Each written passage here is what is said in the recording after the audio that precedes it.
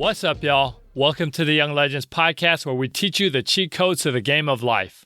I'm your host, Caption, aka Caption Red, and we have the most amazing dynamic duo today, Mr. and Mrs. Rich and Regular. Julien and Kiersten are the couple behind the award-winning blog and forthcoming book, Rich and Regular. Their mission is to inspire people to consider and adopt the F.I.R.E lifestyle as a path to building generational wealth. The couple has used frugal living, real estate investing, and their online business to set themselves on a path to achieving financial independence by 2021. Their story has been featured in publications like Forbes, the New York Times, CBS This Morning, and various other media outlets. Julien, Kiersten, thank you so much for joining me today on the podcast. How are y'all doing today? We are great. We're doing great, man. How are you? I'm pretty good. You know, I'm sheltering in place like a responsible adult should, but everything's good. So all's well.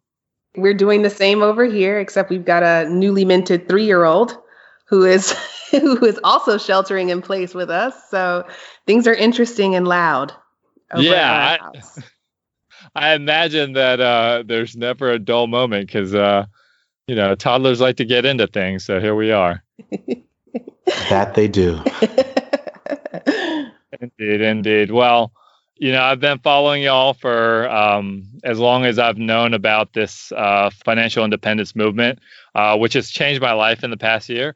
And actually, I got introduced to it through y'all because I met the guys who run How to Money, that podcast, at a random event. And then I listened to y'all's podcast, and then next thing you know, I'm at this screening and watching y'all's life and other people's lives. And then next thing you know, we're hanging out after the screening, and here we are. It's fantastic. That was a fun day. I remember it like it was yesterday. I think that might have been maybe a little over a year ago, but I remember that day. It was a fun time. Yeah. I remember you rapping, freestyling. Yes. I do that sometimes. So, every interview that I have, I like to start it off with a funny story, a cool story, just something, that's just something that happened in your life that is just kind of fun to share. Everybody likes a good story, of course. So do one of y'all have a story to share? Yeah. And so I'll kick it off. So we're parents now, so we don't have nearly as much fun as we used to. And so whenever someone asks me for an interesting story, I oftentimes have to go back to the days when we could just hop on a plane and go halfway across the world. And so there was this one time, it was actually on our honeymoon. We were fortunate. We honeymooned in South Africa. And it was during the first leg of that trip in Johannesburg. And we went to a restaurant that was just below what's called Soweto Towers. And it's these two iconic towers. They almost look like nuclear smokestacks or former nuclear smokestacks, but they've been painted with murals. And there's a restaurant right at the bottom of it. And they serve a classic South African barbecue, which they call braai. And we're big foodies, and we were so excited, and it was like so affordable. And so we just got a little bit of everything. And so you go to the restaurant and you pick out the meats that you want, and they serve it. They grill it. They put their little special sauce on it, and they bring it out on this huge platter. And they serve everything with what they call shakalaka and pap. And we just loved the name. It just sounded cool. Sure. We were like, yeah, I'll take some shakalaka and pap, like whatever that is. We'll just try it, And so we asked her, well, what is that? How do you describe it? And she was struggling to describe some things. We said, that's fine. And so towards the end of us ordering, she asked if we wanted some kuso. And I said, some what? And she said, kuso. And I had no idea what she was talking about. But again, it was our honeymoon, and we were really just kind of living it up. And we said, you know what? Whatever it is, it'll be a good story to tell. And when she brought it out, it was coleslaw.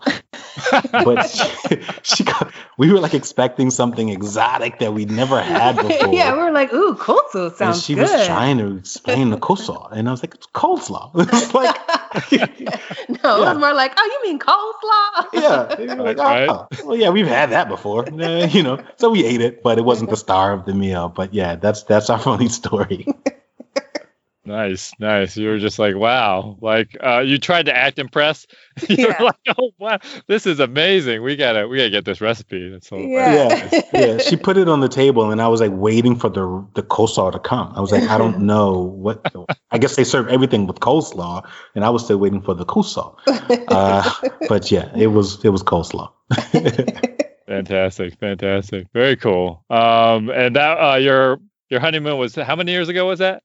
That was 2015, so it'll be 5 years in September, October-ish. Very cool. That's awesome. Very cool. And you got a child and everything. Here we are being full grown adults. It's amazing. Right? Nailing this adulting thing. Awesome. Awesome. So y'all, are obviously married. You're huge money bloggers now. Maybe that's not the right term, but financial bloggers. I kind of want to hear the origin story of just kind of how y'all got to where you are, of just your journey up until this point of being workers and now non-workers. Yeah. I don't know if that sounds good to hear, but yeah. So we met in 2012 at work. Not a very romantic story, but it is what it is. You'll find that you meet most of your friends and maybe even lovers in the workplace because you spend so much time there. We met at work, and when we met, I was not very good with money, but Julien was. And so over a series of discoveries and arguments, we finally got on the same page and then got married. And so on our honeymoon, we started talking about the life that we had wanted because we had just finished paying debt and we had discovered this whole debt-free community online. But we had been hearing about the FIRE community, the Financial Independence Retire Early community, while we were on our honeymoon. And we decided to explore it a little further. And I got to tell you, once we spent 2 weeks away from home and on vacation, it became a concept that was really, really intriguing to us. And so we left South Africa and started pursuing FIRE, which is basically saving a large amount of money so that you can retire early. And then 2 years after that, we started our blog because we found that a lot of the research that we were trying to do on FIRE, we just couldn't find the answers to our questions. And so we figured we'd just document our path to solving our problems, build a community here in Atlanta where we can meet people and exchange ideas. And the rest has kind of been history. We started our blog in 2017, and now 3 years later, we've got a book on the way and hopefully some other really fun, exciting deals. And it's been incredible to build and still a lot of fun. Yeah, that's awesome. That's really cool. And tell me about building this blog, because the blog and everything that y'all have created on the FIRE journey and retiring early has taken you to all the media outlets, basically. So what was that like, just starting that from scratch? Because at first it was just an idea in your mind, right? And then next thing you know, you have readerships in the thousands and tens of thousands and so on and so forth. Yeah, I've not really thought about what it's like until you've asked that question. And so that's a really interesting one. But I will say it was kind of mind blowing at first. It was like, wow, because, as someone who was on the outside looking in, and I'm not even just talking about blogging. I mean, just on the outside looking in terms of the financial independence movement. And I would see these articles and just wonder, like, oh my gosh, like, who are these people? And, had I potentially passed this person once in the grocery store aisle? And so it was kind of crazy to see that we had become those people in a really short period of time. And so now that our blog has turned into a business, it's actually, the experience is very different. It's now kind of like work. We have those conversations. And so it's less romantic, if you will. And it's more like, all right, let's figure out ways to make sure that we're giving the journalists the talking points that they're looking for, but also making sure that we're, to the best of our abilities, that we're making the points that we want to make so that the reader leaves inspired or moved to change the way that they think about their finances.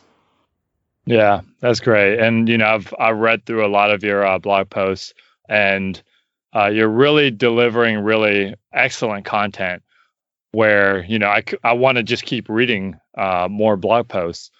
You should. I'm working on it. You got a lot out there, so I'm working on it. We try to take a much more of a story-driven approach, right? It's a story that has no end, until I guess we are unable to write. And even then, we'll figure out some other way to tell stories. And even if it's not our story, it's about telling other people's stories. And I think that's one of the things that resonates with a lot of people. It's less about forcing the idea of financial education and throwing a bunch of numbers at people, and more like making money real by talking about the way that it impacts your life in the good ways and also the bad. Yeah, absolutely. And you do an excellent job with that. And, just showing people that this is possible is such an important part of what y'all do, because when I look back on a younger version of myself when I was like 17, 18 years old or whatever it is, if someone told me, oh, so and so's father retired in his 30s, I just automatically thought, oh, so he started a company and he sold it for millions of dollars, and that's how he did it. And so just seeing y'all's regular journey, as you put in your name, really just kind of helps people to see that it's possible for themselves too. Yeah, I appreciate that, because that is the point. Oftentimes when people think about wealth building, they only think about the extremes. They only think about, people who are extremely wealthy, the celebrities and the billionaires of the world, but not a lot of thought goes into telling the stories of the regular people who have built impressive amounts of wealth. And even the people who aren't necessarily millionaires, but are living incredibly rich lives, because rich is a very subjective word. And so the idea for us is to get more people to really think about what it means to be rich for you, and to pursue that. And we shared some of the ways that we've done that and are continuing to do that. And hopefully other people are inspired to do the same thing. Yeah, that's great. That's great. And when it comes to this whole, the word FIRE meant nothing to me before I went to the documentary, and then it meant so much to me. So can you just quickly explain, how does someone get to their FIRE? Well, first of all, what's a FIRE number and how do you get there?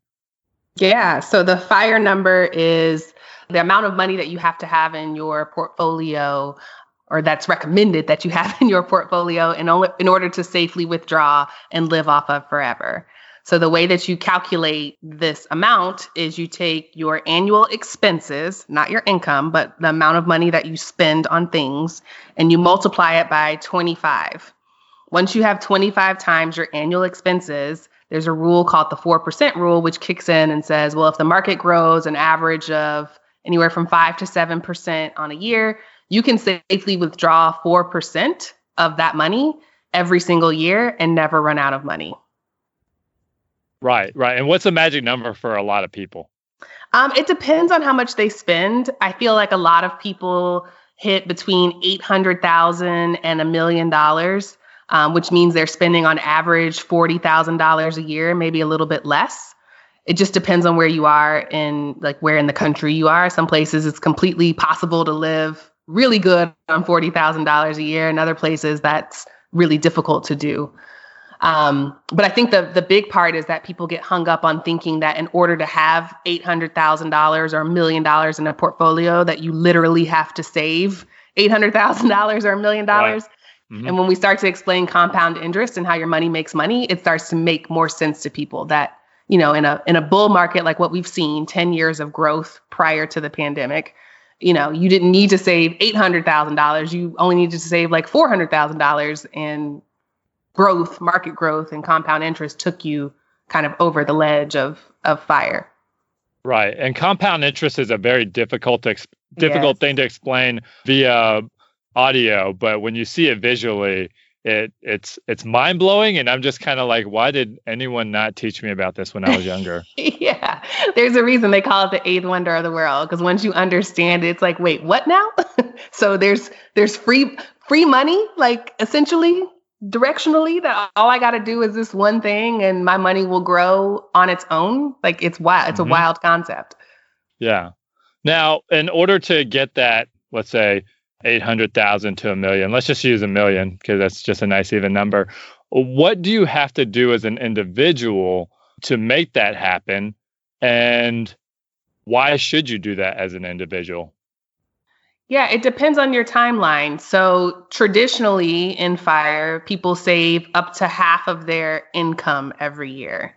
So you would drastically reduce your expenses. You would cut things like cable. You wouldn't buy new cars. You wouldn't buy a really big expensive house. You would spend most of the time eating at home instead of at fancy restaurants. And so you're taking all of the excess money that you've saved by making these simpler choices, and you're investing it either in real estate or in the stock market, or maybe you start a small business that generates revenue. You're investing it in whatever vehicle feels good to you. And then depending on how much you're able to invest depends on the timeline for when you reach that $1 million. That your amount of money that you invest coupled with the rate of growth of the market or whatever market you're in is what's going to determine how long it takes for you to hit it. Right. Yeah. And so there's a lot of sacrifice involved. How do you, because one of the things I started speaking about this to friends of mine, and then one of my friends pushed back and she was like, oh, but you don't get to enjoy your life. And so how do you help people to, or what do you say to people when they push back in that way about the amount of sacrifice? Because it's delayed gratification at the end of the day. Yeah, it is delayed gratification. But we do get that feedback pretty often. I think the thing that we try to remind people, and honestly, I think Paula Pant says it best, this idea that you can afford everything, but not, or you can afford anything, but not everything.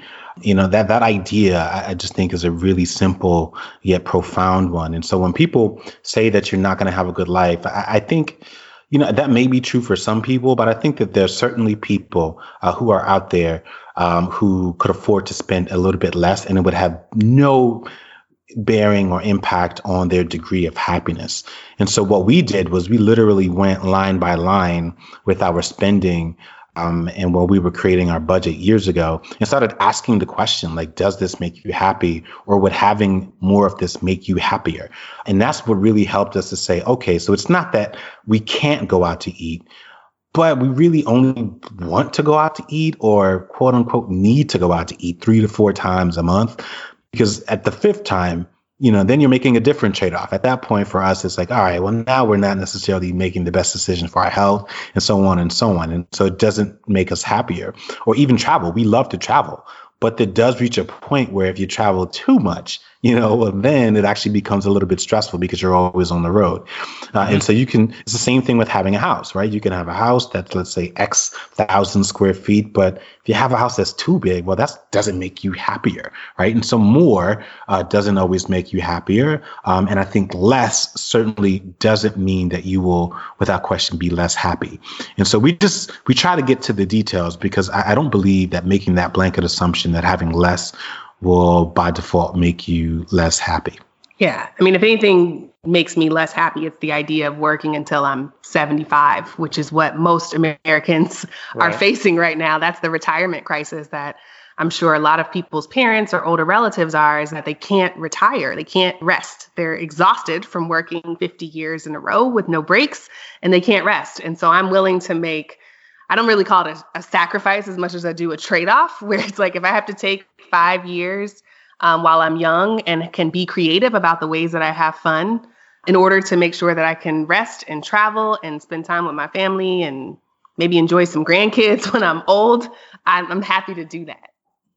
Yeah, absolutely. I mean, when you think about how long you're going to live, the average person lives until they're, 78, 80 nowadays. And so, you got a lot of life ahead of you, and you don't really think about that when you're young, right? So, yeah, exactly. So when you talk to people about this, oftentimes we spend money to feel good, but also to feel important, right? We buy whatever thing that we buy to make us feel good about ourselves. It's an unfortunate thing, but it is what it is.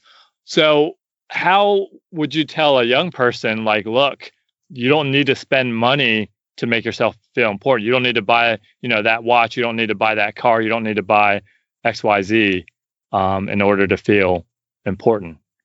Yeah, I mean, I struggled with that for a while. That's what led to me having a ton of credit card debt in my early 20s.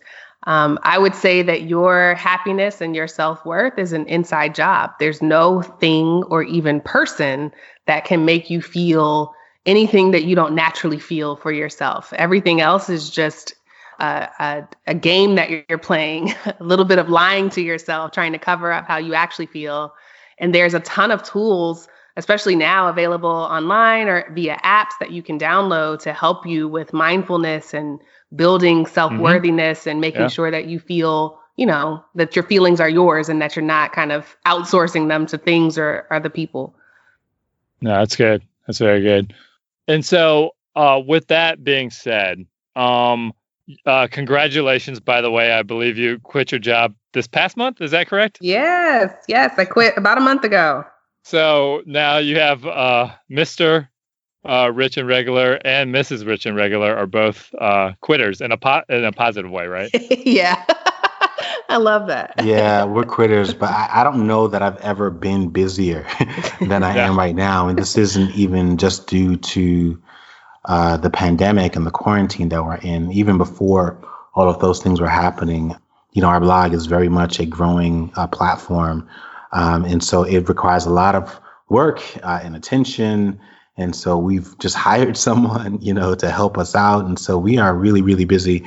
But the benefit is we get to work on things that we really enjoy and that mean something to us, which is, such a blessing. And it's something that makes us happy. And we feel really fortunate to be able to earn income doing something that we know makes us happy and also helps a lot of people. Yeah, absolutely. And, the ability to potentially change the trajectory of other people's lives is, what's more important than that right there? So, you're both out of the workforce now, but in order to get to where you are, you had to be in the workforce and you had to be successful in the workforce in order to eventually both call it quits and retire. So what are some of the principles and habits that you did as you were coming up? Obviously saving money for both of you. But besides that, what were some of the things that helped you to be successful so that you could build this brand and eventually just stop working? For me, it was about all of the peopling that comes with work. So I didn't always work in a corporate environment. I started my career in retail. I was a manager at several Target stores for almost 5 years. Mm-hmm. And what I learned from being in a real-time environment where you're talking to people constantly all day is that people are all that matters. Even when you're sitting behind a screen, moving numbers, building PowerPoint decks, when you move to the big corporate job, it's still all about relationships. And so making sure that you're authentic and you're genuinely curious and interested in your coworkers and colleagues has led me to more opportunities and more advocacy at work where people would bring things to me. Like if there was an open job or one that was coming, they would bring it to me. Or if I needed help or a recommendation for an interview, they would gladly do that. I feel like my relationships with people has helped me far more than, my acumen in marketing or my ability to do advanced calculus or any of the other things that I learned in school. The fact that I just have a lot of people that have my back and that I have theirs has made work way more enjoyable and made me way more successful. Yeah, I love that. Being the opposite of self-centered actually works out, right? Yeah. Yeah, just costs nothing to be kind.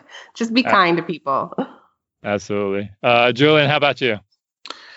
So it's clear that she is the more bubbly and optimistic one. I am on the other end of the spectrum, but I think the insight is just as helpful. And so one of the keys I would say to my success is to be perpetually dissatisfied with where you were. I just always believed that I could do better, whether it was sports or whether it was at a job. I could not stand the idea that there was a limit to what I could do. So I just always knew that there was more out there. And honestly, I struggled early on with income limits because I felt that if I'm doing well, I feel like I should be compensated more for that. And so I struggled with with work, but my struggle is actually part of the things that helped me to be very successful, because I was able to get into a role, even if I knew nothing about it, and work really, really hard, master that role, and then move on to the next thing. And so after a while, I realized that, hey, you may not even always have opportunities to climb ladders when you're reliant on someone else to give you a paycheck. And so what I learned towards the latter part of my career was that once you get to a certain point, it's actually up to you to build your own ladder outside of work. That way, if the ladder that you're on is ever taken away from you, or if it's lost for whatever reason, you have something that you can rely on.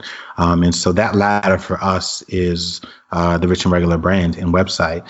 But it's something, Kiersten mentioned, we launched it in 2017, but a lot of the thinking and the strategy and the thought work was in our minds as early as 2015. And so we were chipping away at it slowly but surely for over 2 years before we shared anything with the public. And even when we did, there were 3 blog posts up on the website, and we were like, keep in touch, there's more coming. And we just hung in there. And, today we can say it's been a very successful experience. Yeah, absolutely. And I like that you shared that it took you 2 years to kind of ideate, because, oftentimes people will look at a blog and be like, oh, so they just typed up some words, and then and then next thing you know, they're all over TV. So very cool. And speaking of building your own ladder, I remember our conversation when we met at the screening. You had talked to no, it's all positive. It's all positive. You were talking about how whenever there are problems, there's also opportunities to make money, and just opportunities in general. And so how do you help people to see that in their regular day-to-day? Yeah. And so I'll give you an example, and I'll do it in probably, this was the first time I believed in this tactic, and it can be a little touchy. So hopefully it doesn't make me come across like a jerk. But when I was in undergrad school at Georgia State University, I had some friends who were older than I was, and they'd studied abroad. And they came back with all these incredible stories about the things that they saw and the amazing experience that they had. And they shared it with all of us, thinking that that was all they had to do, and that we would say, wow, that's amazing, I want to study abroad too. Nobody did. But I actually was still so intrigued. I kept exploring. And then when I found a program that was perfect and it would give me the credits that I need, then I got the price tag, and I was just like sticker shock. I was like, there's no way I'll be able to afford this. Like, this is ridiculous. But I started doing some research and actually going to the offices. There's like the study abroad office and work study programs, etc. And I learned that there was a fund called the International Fund. And that International Fund was a fund that every single student paid that went towards supporting study abroad in international programs. And so technically, every single person who applied for a scholarship was allowed a slice of any allotted funds that were set aside for programming. So the question wasn't whether or not you would ever get that, all the money that you need. It was really just a matter of, well, how much would you get? And so when I learned that, and then I did a couple of other things, in a short period of time, I actually ended up getting more money than I needed to study abroad. And so I was able to go on that trip, and actually ended up studying abroad twice. Now, here's the thing. When I came back, I knew that I couldn't come back and do the same thing that my friends did and simply tell people, share pictures, and think that inspiration alone would trigger them to action. And so what I did was I created a poster, and you could say this was like my first marketing ad. I created a poster, and it said, the following people would like to thank you for paying your international fee. And I put pictures up of the trip that I went to. And I had friends who were also intrigued and went on study abroad programs. And I had all those people kind of saying, hey, Kiersten went to Tokyo, this person went to Western Europe, etc. And that sparked a feeling inside of people. And it was enough for them to say, wait, what? Because people don't like the idea of knowing that they spent money on something and didn't get anything in return. And so that's my way of saying, you've got to just show people, and you've got to be willing to tackle the emotional obstacles that get in the way of people moving to action. It's not always a matter of educating people or teaching them how to do something or leading them to water and expecting that they'll know exactly what to do when they're there. And so we take that same approach when it comes to sparking people to action with our website. It's not about us forcing math down your throat. It's about me telling you a story that makes you feel like, well, wait a second, I think I can do that too, especially if you feel like you've already paid for it. Yeah, no, that's fantastic. I love that story. And I wish I had known that that existed because I studied abroad and I did not dip into the international fund. Well, I don't know if you went to Georgia State or not, but I feel like that's actually pretty standard practice. And it's just a couple pennies. It's the same thing that they do for like sports. Everyone pays for those things. That's why you don't have to pay to access a lot of the programs because you've technically already paid for it. It's like a buffet. Yeah, no, that's great. Now, in that same vein, I personally was not raised to be financially literate. My parents didn't teach me about money. My school didn't teach me about money, which I still don't understand to this day why that's not happening. And so because of that, I'm similar to you, Kiersten, and probably to you to some degree, Julien. This personal finance thing is a pain point, and I'm really passionate about it because I myself suffered and went through things where I was just like, dang, why am I learning all these lessons the hard way? So, and I think that's the case with a lot of people when it comes to no one teaching them about money. So what would you tell a young person for them to advocate for themselves so that they can become financially literate? Because, a lot of kids won't go out and get like a Dave Ramsey CD thing and watch all of them, right? So yeah, I don't blame them. Yeah. I mean, I would make technology work in your favor. So there is a way to be exposed to financial messages and financial influencers in the same way that you're exposed to marketing messages and random Instagram ads. And it's through kind of teasing the algorithm. So a plug here, if you are on social media, maybe find 10 or 5 or 15 financial content creators that you can follow. And what that does is it signals to Facebook, Instagram, TikTok, whatever you're on, that you're interested in this type of content, and they'll start to serve you more of that content, and that'll start to show up organically in your feeds. And so that's one way to get kind of immersed in the information without necessarily stopping what you're doing and going to put on a CD or sitting in front of a course. Those are obviously other options that are, great options. But if you're looking for something more passive to suit your learning style, I would try and follow, a few people online and see kind of what happens to the algorithm. That's genius. Absolutely genius. Yeah. The other thing I would say to young people is that if you have already made these mistakes, I think I made all of them. I was not good with money until I was almost 30. So you've got plenty of time. It can all be fixed. There's nothing that is so permanent. Like there are programs and systems that you can apply for or opt into that kind of reset your finances if it's that bad. But there's nothing that is so great that it can't be overcome. Like you gotta stay somewhat positive and optimistic. Maybe not to the point where you become a Pollyanna and just think it's going to work out without work on your part. But like it's all fixable. It's all figure outable, as Marie Forleo says. Like just don't give up. Sure. No, that's good. Speaking of which, you talked about you made all the mistakes. Do you mind sharing a few of them? Oh man, yeah. So I was one of those people that lived paycheck to paycheck, and I would be the one like before the first of the month who would take money out of the ATM, deposit it into another account to try and avoid an insufficient funds fee. I just spent way too much money. Every time I got a credit card, I assumed that was just permission to spend, and I would run them all up to their maximums with these big interest rates. And every month I'd be playing essentially Jenga or Tetris with the minimum payments and all of my other bills. So I, would only pay the minimum payment, which for those listening, the minimum payment literally just covers the interest. It doesn't knock down the balance at all. So you're not really chipping away at what you owe.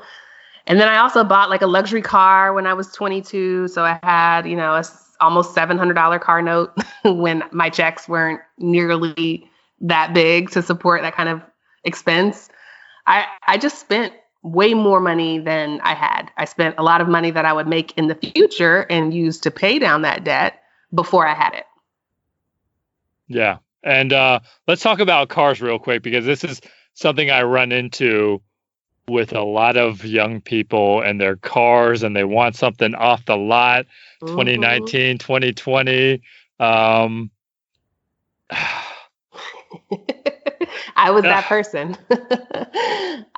I was that person. A lot of people shop for cars based on what kind of note they can afford on a monthly basis. They're just looking at the note and not the length of time of the loan, not the maintenance, not the insurance, not the tag, not the total cost of that car.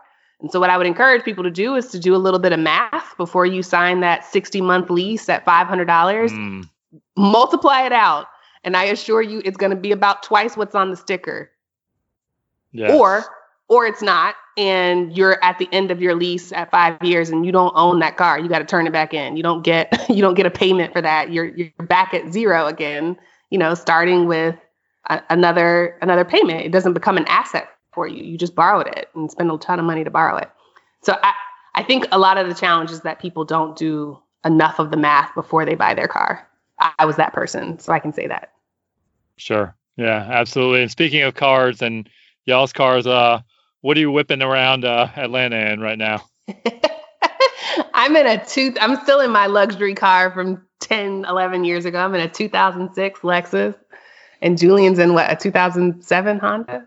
Oh, yeah, baby. 2007 Honda Accord with about 170,000 miles on it. Yeah, the seatbelt is jacked up. The radio don't work. The air conditioning is It works. hit The air or miss. conditioning, yeah, it depends on the day, but, It's basically a hoopty, but it gets us from A to B. In days like this or times like this, it kind of validates my point. I mean, really, I work from home, and the only time I'm really in a car is if I'm going grocery shopping or I'm taking my son to daycare. And so I can't really think of a valid reason for why I should park any significant amount of money into ensuring that I can drive in style to the grocery store and to the daycare. Yeah, no, it totally makes sense. And yeah, cars are, oh gosh, I could go on a long tirade. I'm not going to, but they can be quite terrible in your financial plan.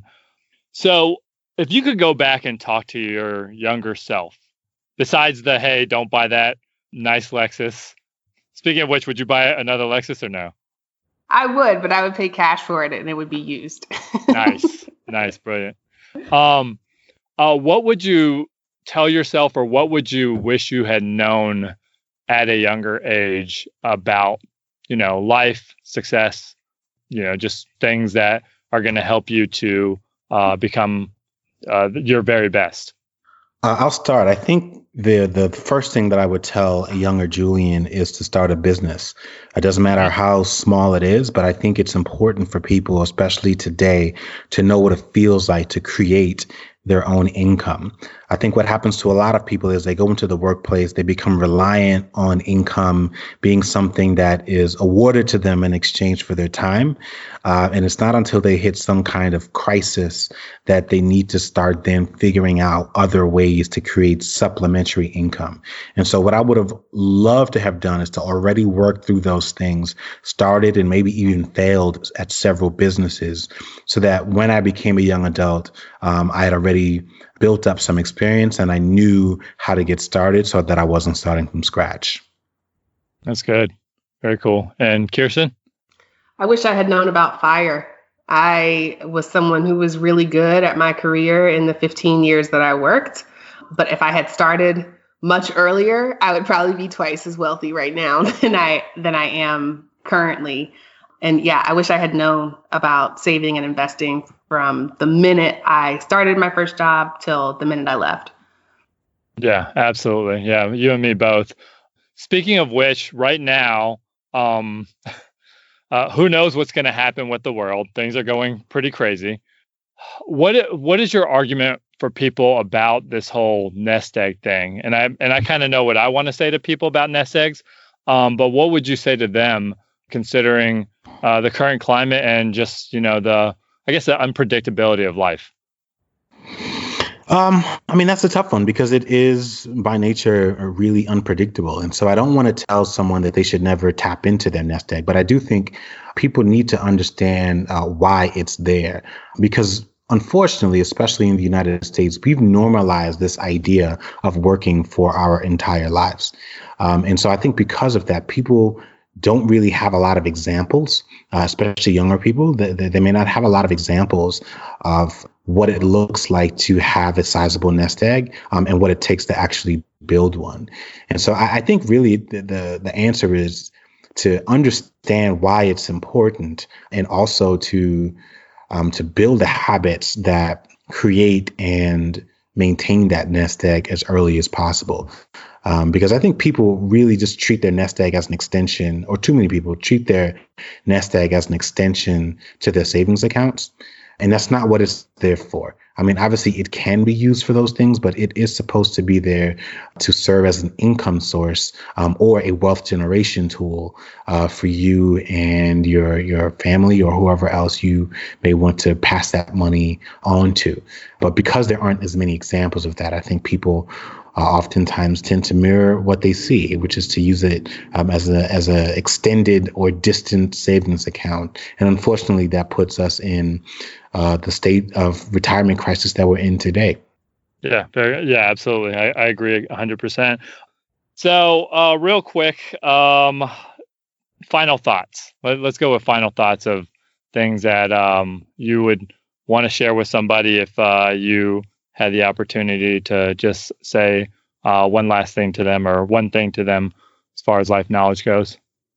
I would say that a lot of us have been trained to believe in hard work. And I'm not going to say that hard work is overrated, but I will say that your money can work harder than you can. And so work hard to make money, but then put your money to work because your money doesn't get nearly as tired. It doesn't need to take a break. It works around the clock. It speaks multiple languages. And so we try to remind people of that because whether you're in your 20s or 30s, or even still a teenager, you still get tired, right? And so the idea of knowing that your money is still working for you, the hope and the goal should be to get to a point where your money is working for you so that you don't have to work for it. Yeah, absolutely. And Kiersten, what about you? Stole my answer, man. Such a good life tip.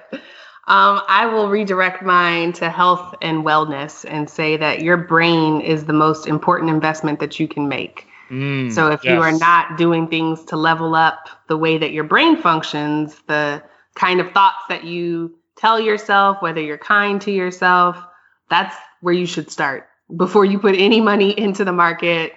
To be able to cope with the volatility and even just the stamina of leaving it there and not touching it, you just need to make sure that you're in the right mindset. Yeah, absolutely. Very cool. Very cool. Well, this has been a really cool conversation. At the very end of my interview, I like to do this thing, the freestyle rapping that you have heard me do. Yeah. So I'm going to kick on a beat real quick and then get it in. Here we go. Can y'all hear that okay? Yeah. Is it too loud or is it okay? No, it's perfect. All right. Okay. Yo. With these words that I inspire, I'm talking about fire, how we retire all the freaking time. You need to build a bunch of things up in your mind. You got to meditate so you can elevate and then celebrate, because that's what we do. We come on through, take care of our future and create. That's what we make. Basically, it is a brand. You could be rich and regular, and that's how you do. That's what I say. You could just move up the ladder by creating your own. And that's what I say when I'm up in the zone. You got to come through and build that wealth. Your money can work harder than yourself. So basically what I'm saying is you got to let it grow. And that's what I say. Delayed gratification up in this nation. That's what I'm saying. We got to come through and just spread it around because we can retire at a early age. And that's what I say. You don't need a 60 stage. I spit a rhyme, get in line. That's how I do with a flow, spit a freestyle. Basically, richandregular.com, drop bomb, spit a freestyle. And that's how they got on, by working really hard and making those choices. And that's what I say. Give a voice to the voiceless. I spit off the top. And that's how I go. And that's what I said with a freestyle flow. Yeah. Hey, that was dope, man. Thank you so much. We were over here rocking. Didn't want that to end. Appreciate it. So y'all are an inspiration. I love everything that you're doing, how you're helping people to change not just their situation, but the generations after them situation. So I just want to applaud you real quick for just everything that you're doing with your blog and spreading the message. How can people connect with y'all online? What are the social media handles? Obviously, richandregular.com, but how else can they connect with you? Yeah, our blog's at richandregular.com. And then we have Instagram, Twitter, Facebook, Pinterest, and YouTube, all at Rich and Regular. All right, very cool. And I'm going to go ahead and tag all that in the show notes and make sure that people come check you out. So, okay, Julien, Kiersten, thank you so much for your time. Thank you again for what you're doing. And I wish you nothing but all the success in the world. Hey, thank you so much for having us, man. Have a great day. Absolutely. You too. All right. Bye. All right. So that's the interview. I hope you enjoyed it. I hope it planted some seeds in your mind about what's possible for your life. And I hope it helped you to become more financially aware. Now, I'm going to ask you for a favor. If you have been listening to this podcast, you've been getting a lot out of the podcast, I'm going to ask you to go onto Apple Podcasts, rate and review the podcast. Rating is very easy. It's just the stars. Reviewing is a little bit more work. You have to write something.